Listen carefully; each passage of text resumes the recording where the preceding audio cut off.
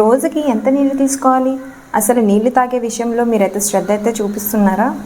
మనకి దాహం వేస్తేనే వాటర్ తీసుకుంటాం, ఎందుకంటే మన బాడీ డిహైడ్రేషన్ స్టేజ్లోకి వెళ్ళకూడదని జాగ్రత్త పడి మరీ వాటర్ తీసుకుంటాం. బట్ మీకు తెలియని విషయం ఏంటంటే మన బాడీ ఆల్రెడీ డిహైడ్రేషన్ స్టేజ్లో ఉంటేనే మనకి దాహం అన్నది వేస్తుంది. హాయ్, నేను మీ Lavanya, clinical dietitian and nutritionist. మన బాడీలో 2% ఫ్లూయిడ్ తగ్గితేనే మనం డిహైడ్రేషన్ స్టేజ్కి అయితే వెళ్ళిపోతాం. ఈ డిహైడ్రేషన్ వల్ల కళ్ళు తిరగడం, తలనొప్పి, పెదాలు చిట్లడం, నోరు పొడిబారడం చూస్తూ ఉంటాం. ఇంకొందరిలో తీవ్రమైన తలనొప్పి, మైగ్రేన్ హెడేక్స్, జుట్టు ఊడిపోవడం, కాలు నొప్పులు, ఒళ్ళు నొప్పులు ఇవన్నీ కూడా చూస్తుంటాం. ఇంకొందరిలో urinary tract infections, uric acid levels increase అయ్యే అవకాశాలు కూడా చూస్తూనే ఉంటాం. సో మన బాడీలో ఫ్లూయిడ్ శాతం తగ్గిందా లేదా అని తెలుసుకోవడానికి ఒక సింపుల్ టెస్ట్ ఉంది. అది మన ఇంట్లోనే చేసుకోవచ్చు. అదే యూరిన్ టెస్ట్. బేసిక్గా మీ యూరిన్ కలర్ అనేది ఎప్పుడూ కూడా వైటో లేకపోతే కలర్లెస్ లేకుండా అయితే ఉండదు. ఎప్పుడూ కూడా పేల్ ఎల్లో కలర్లోనే ఉంటుంది. సో మీరు యూరిన్ పాస్ చేసేటప్పుడు మీ యూరిన్ కలర్ పేల్ ఎల్లో కలర్లో కానీ ఉంటే మీరు రైట్ అమౌంట్ ఆఫ్ వాటర్ తీసుకుంటున్నారని అనుకోవచ్చు. బట్ మీరు ఎప్పుడైతే డార్క్ ఎల్లో యూరిన్ని పాస్ చేస్తున్నారో మీరు కొంచెం జాగ్రత్త పడాలి.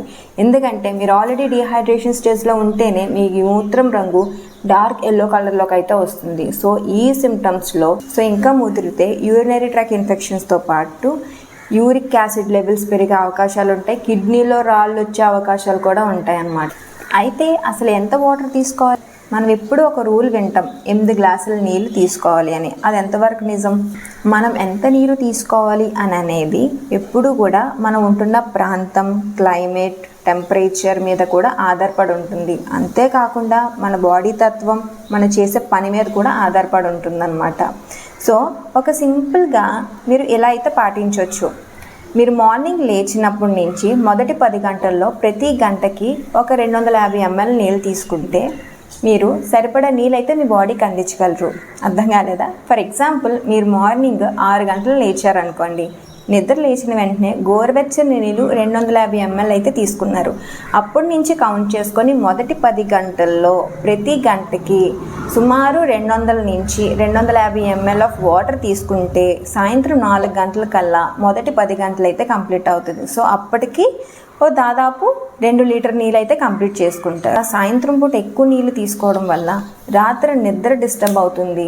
ఎక్కువ యూరిన్ పాస్ చేయాల్సిన అవసరాలు కూడా ఉంటుంది. బేసిక్గా ఒక సగటు మనిషికి 2 నుంచి 3 లీటర్ల ఫ్లూయిడ్ అయితే అవసరం ఉంటుంది. మరలా చెప్తున్నాను, ఫ్లూయిడ్ అయితే అవసరం ఉంటుంది. ఈ ఫ్లూయిడ్స్లో మంచినీళ్ళు ఉంటుంది, జ్యూసెస్, టీ, కాఫీ, తర్వాత పళ్ళ రసాలు, వెజిటేబుల్స్, ఇవి అన్నీ కూడా గ్యాదర్ అయ్యే ఫ్లూయిడ్ కంటెంట్ అని మన క్లినికల్ స్టడీస్ అయితే చెప్తున్నది. సో చాలామంది చేసే మిస్టేక్ ఏంటంటే ఓన్లీ వాటర్ మీదే ఫోకస్ చేసి రోజుకి 4-5 లీటర్లు ఓన్లీ వాటరే తీసుకుంటున్నారు. దాంతోపాటు ఈ టీ, కాఫీ, ఫ్రూట్ జ్యూసెస్తో కూడా కలుపుకొని దాదాపు 6 లీటర్లు కూడా అవుతుందన్నమాట. సో వాళ్ళకి కిడ్నీ మీద ఎఫెక్ట్ అయ్యే అవకాశం అయితే ఉంది.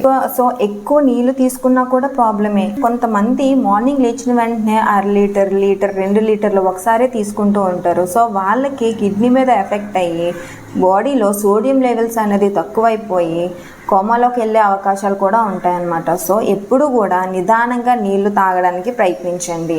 ఫాస్ట్గా తీసుకోవడం వల్ల బాడీలో ఎటువంటి యూజ్ ఉండదు. గర్భిణీ స్త్రీలు, బాలింతలు అండ్ అథ్లెటిక్స్, తర్వాత ఫిజికల్ వర్క్ ఎక్కువ ఉండేవాళ్ళు ఒక 500 ml ఆఫ్ వాటర్ లేదా 1 లీటర్ అనేది కొద్దిగా ఎక్కువ తీసుకోవాల్సి వస్తుంది. ఎందుకంటే వాళ్ళు ఎక్కువ డిహైడ్రేషన్ స్టేజ్లో ఉంటారనమాట. ఇంకా చెప్తారు, ఇంటేక్ అనేది ఏజ్ మీద కూడా డిపెండ్ అయ్యి అయితే ఉంటుంది.